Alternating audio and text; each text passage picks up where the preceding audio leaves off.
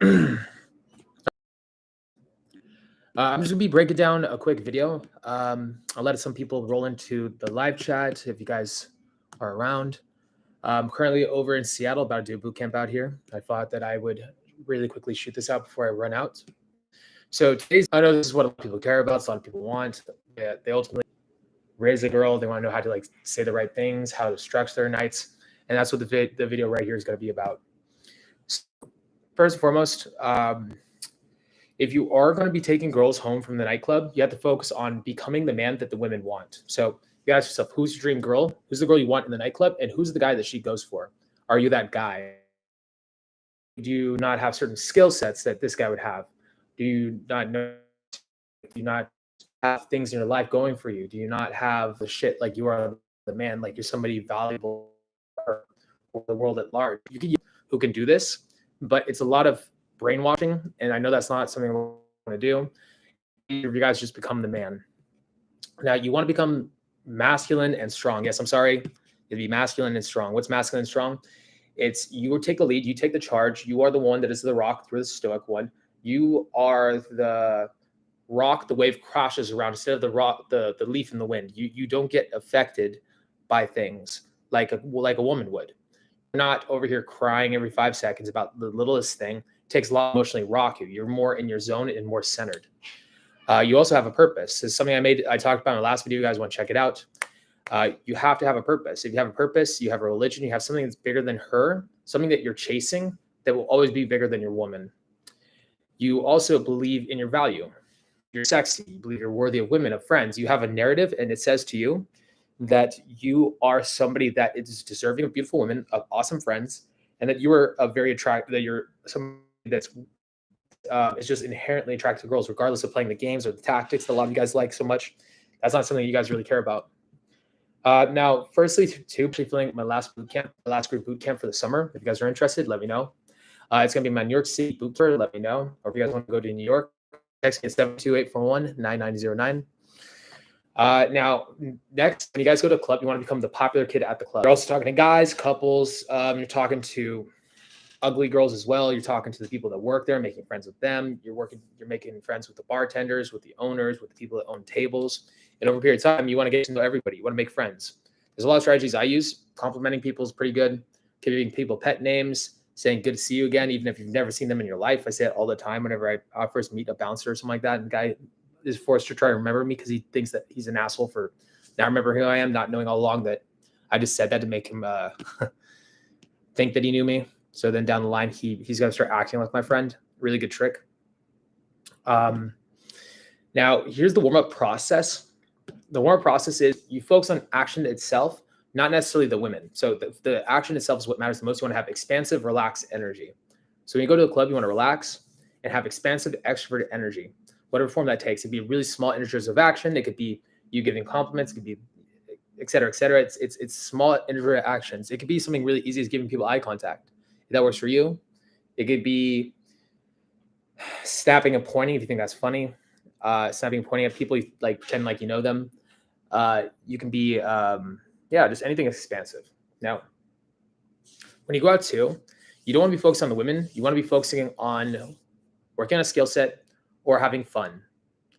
You also want to be focusing on being, again, expansive. But the women is not the reason you're going out. You're not going out to pick up girls necessarily. You want to focus on the having fun and building the skill sets. You want to take the energy off of talking to the women, because if you are putting all the energy into getting the women in front of you and pulling her, she's going to sense it. She's going to blow you out. And she's not going to like you because now you're needy. Now you need her outcome. Now you need her to like you.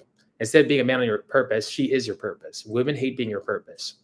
Your purpose is, again, working on a skill set, having fun, focusing on being an extrovert and on having extroverted actions. Now, how do you get traction from a girl? You need some form of intent always. You always need some form of intent. So you'll have to have the ability to tell the girl you like her in some way, form, or fashion. Either you can do that through telling her directly. You can be like, hey, you're sexy. What's your name? Hey, pause premise, which I'll get into in a second.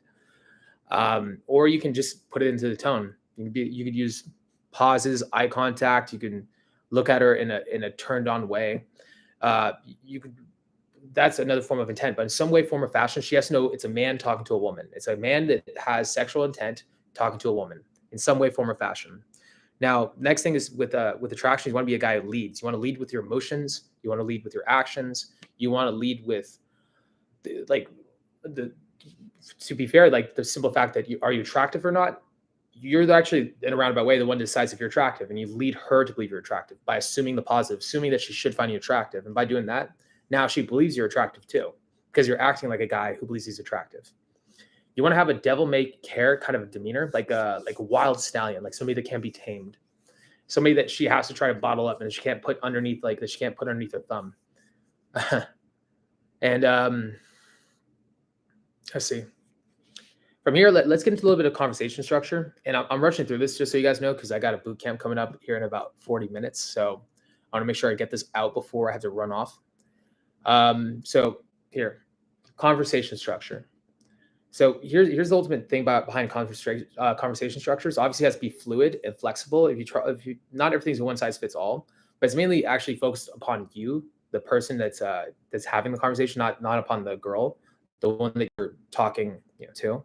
It's more about you.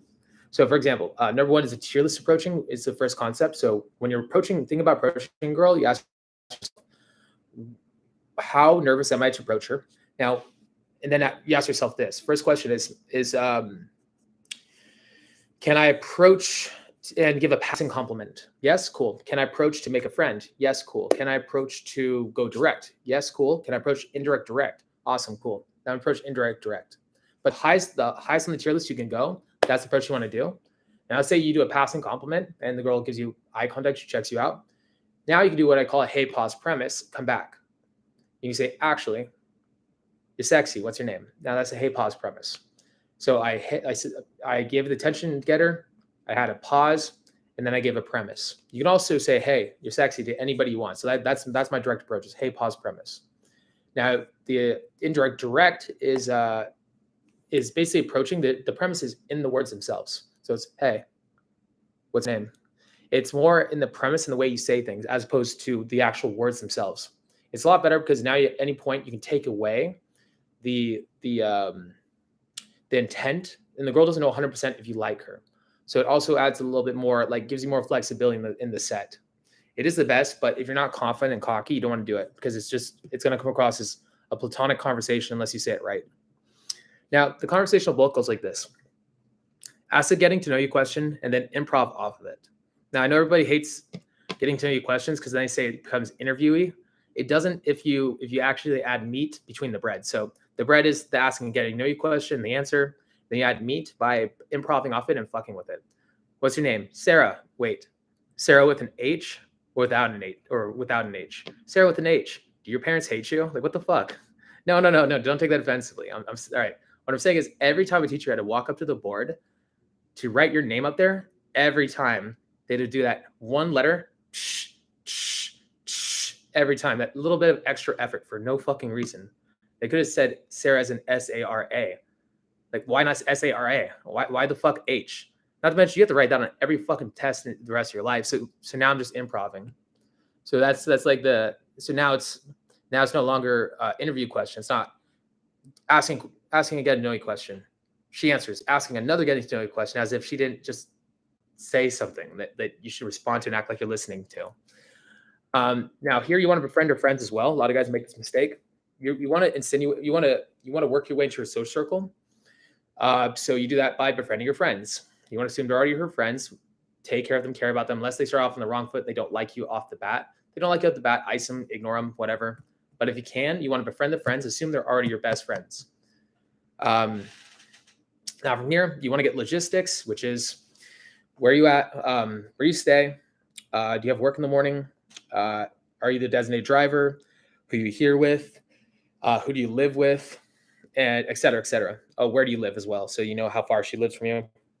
Now from here, you decide if you want to take her to your place or if you want to go to hers, and you also decide when you need to take her home or if you should take her home, because if the logistics are just unreal bad, don't take her home. Then you want to go talk to a different girl. You have to know when to pull. And that's also a little bit more just that's a tacit understanding. Okay, here, I'm going to just look over here in the right section over here and just check it out really fast and just read through you guys' messages. Then I'm probably going to get going so I can run off to the boot camp. Yeah, I'm AG's friend. How old are you, if you don't mind telling me? 31. How much years have you been in the game? 12 years. Spiking emotional responses between questions, yeah. Yeah, I guess. Um, yeah, but yeah, that it's not. You don't want to focus on necessarily anything like that. But yeah, I agree. Um, I think Chase Monte only does day game. Honestly, I don't think he does night game ever. Which he doesn't even do day game anymore. Has been dead. He hasn't gamed in like almost a decade, I think. How do you deal with DLV? Um, I just don't care. I don't know. If somebody tries to DLV me, are you saying they try to like diss on me? I mean, that'd just be like weird. They're just trying to randomly diss on me. I mean, if they're trying to pick up a girl, it's not the best way to do it. It would be just stupid. All right. Yeah, I'll answer these last two questions because I see you guys trying to throw down questions now. But I really gotta get going. So I'll answer these two, and then I'll get going. I still need to brush my teeth and whatnot. Sorry, man. I don't want to answer too many questions about Chase Amante. Sorry. No, I mean if someone DLV you while you picking up a girl. Oh, like like they're demonstrating lower value or they're trying to demonstrate lower value with me. Like that, I guess you're trying to say they're a-mogging me. I don't know. If somebody was trying to actively deal with me, it'd be very obvious. Like it'd be dumb as fuck to do. It'd just be stupid. Like I wouldn't really have to do much. I just ignore him and act like he's like an idiot. Oh, if they try to fuck you, then they're they try to deal with me. It's not gonna work. I mean, I just like it wouldn't work with you either. It's just like it's stupid to do. Like it's very obvious the guy's trying too hard. He's doing that. All right, guys. Well, I'll get going. Talk to you guys later.